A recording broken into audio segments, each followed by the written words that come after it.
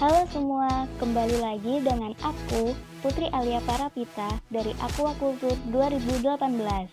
Kali ini, aku akan membuat review tentang praktikum parasitologi selama 1 semester. Di parasitologi ikan, kami membahas 6 kelompok, yaitu Protozoa, Acanthocephala, Cestoda, Branchiura, Copepoda, dan Isopoda. Kita bahas satu-satu ya, dimulai dari protozoa. Protozoa berasal dari kata protos yang berarti pertama dan zoon yang berarti hewan, sehingga disebut hewan pertama.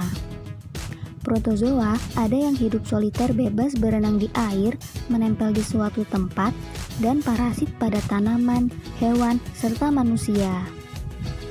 Adapun contoh spesiesnya adalah Trichodina, Ichthyopteryus, Cryptocaryon, Vorticella, Zootamnium, Epistylis, Myxobolus, dan Trypanosoma.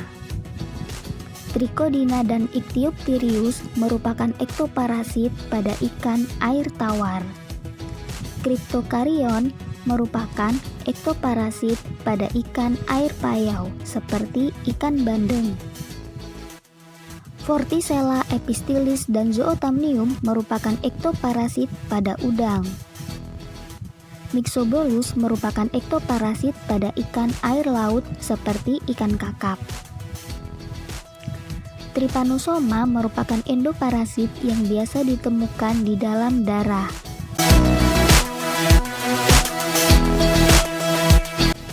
Selanjutnya, kita akan membahas Acanthocephala.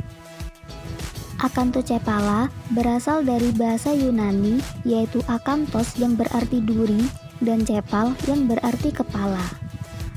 Acanthocephala memiliki belalai eversibel dilengkapi duri yang digunakan untuk menempel pada inangnya. Contoh spesiesnya antara lain Polymorphus, Radinorhynchus, Echinorhynchus, Macracanthorinchus, dan Acanthocephalus. Echinorhynchus merupakan cacing berukuran kecil, di mana jantan berukuran 7-9 mm dan betina berukuran 14-18 mm. Predileksinya ditemukan pada usus, selaput rongga perut, hati, dan limpa ikan.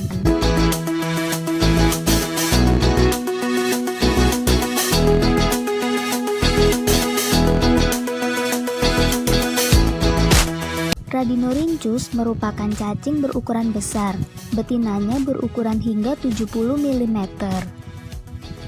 Predileksi dari parasit ini biasa ditemukan pada dinding usus ikan.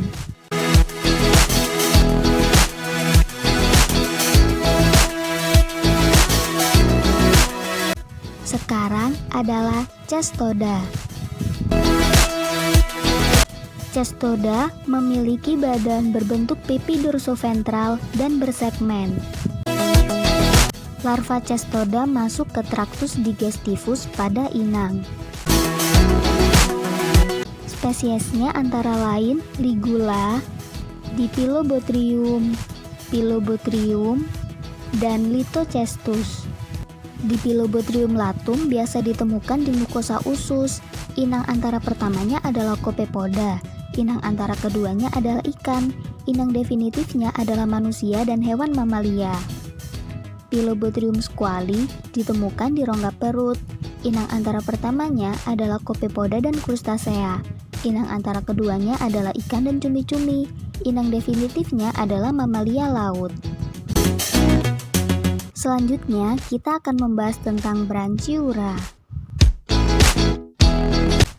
Branchiura disebut sebagai kutu air dan memiliki tubuh rata dan berbentuk oval.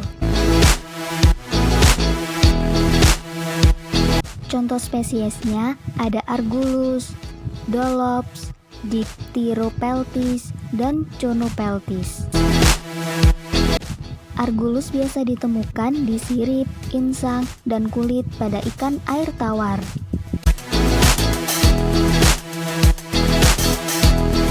Dolops biasa ditemukan di integumen pada ikan air laut.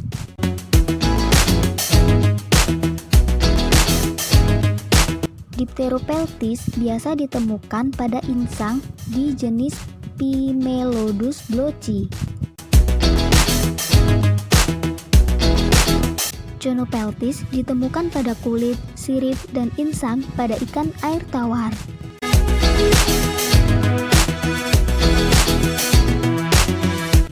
Sekarang kita membahas Copepoda.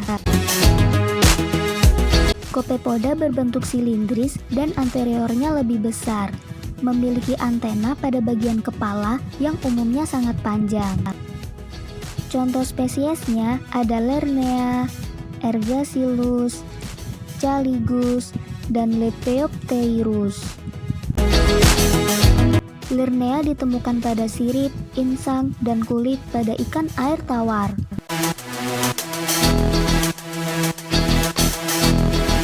Ergasilus ditemukan pada sirip, insang, anus, dan kulit pada ikan air tawar.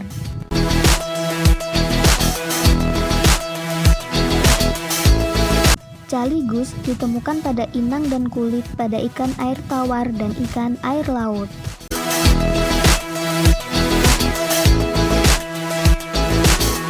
Yang terakhir adalah Isopoda. Isopoda merupakan ordo dari filum Crustacea, memiliki 3 bagian tubuh yaitu cephalon, pereon, dan kleon.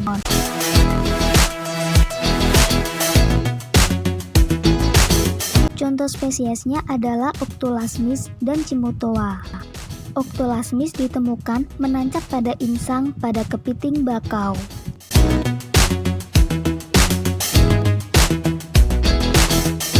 Cimotoa ditemukan pada operkulum dan ronggap mulut pada ikan air tawar dan air laut.